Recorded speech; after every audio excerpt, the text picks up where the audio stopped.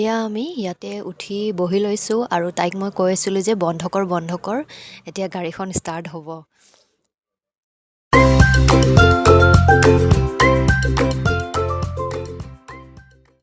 Hello' everyone, welcome to my YouTube channel. আশা কৰোঁ আপোনালোক সকলোৱে ভালে আছে আৰু কুশলে আছে। আজি আকৌ এটি নতুন ভিডিঅ' লৈ মই মৌচুমীয়ে আপোনালোক সকলোকে পুনৰবাৰ স্বাগতম জনালোঁ। আৰু আজিৰ ভিডিঅ'টো মই লখৰাৰ ৰাস মহোৎসৱৰ পৰা আৰম্ভ কৰিছোঁ আৰু আপোনালোকে ভিডিঅ'টো শেষলৈকে ভালদৰে চাই যাব, যিহেতু শেষৰ ফালে বহুতো আমোদজনক কিছুমান স্মৃতি আছে আৰু আপোনালোকেও চাই ভাল পাব, মোৰ সেইখিনি বিশ্বাস আছে। আৰু আজি মই অকলে অহা নাই, মোৰ স্কুলৰ সৰুকালৰ বান্ধৱী, ৪ৰ্থ শ্ৰেণীৰ পৰা আমি একেলগে পঢ়া আৰু আমি একেলগেই যিকোনো বিহু বা ফাংচন হ'লে আমি একেলগেই চাওঁ আৰু তাইৰ লগতে মাকো আহিছে। আমি গোটেইকেইজনী এনেকৈ চাম বুলিয়ে আজি ওলালোঁ। তেতিয়াহ'লে ব'লক গোটেইখিনি মই আপোনালোকক ধুনীয়াকৈ দেখুৱাই আছোঁ।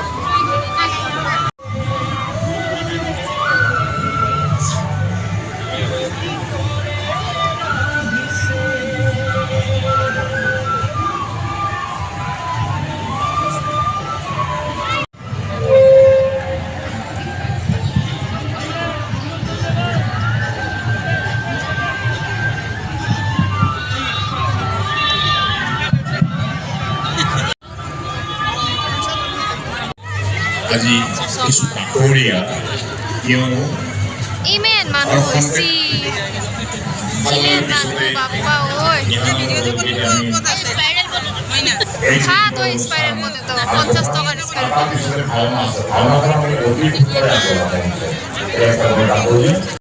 ইয়াতে মই এবাৰ দাদাৰ লগত গৌচালা মেলাত উঠিছিলোঁ আৰু সেইদিনা মই ফাৰ্ষ্ট কান্দিছিলোঁ, যিহেতু মোৰ এক্সপিৰিয়েঞ্চ নাছিলে, ইমান বেয়া এক্সপিৰিয়েঞ্চ হৈ গ'ল।